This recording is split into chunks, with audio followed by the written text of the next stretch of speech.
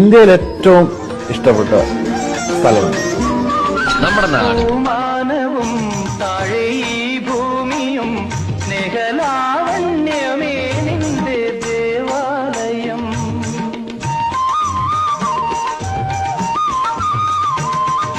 പൂമാനവും താഴെ ഈ ഭൂമിയും സ്നേഹലാവണ്യമേ നിന്റെ ദേവാലയം.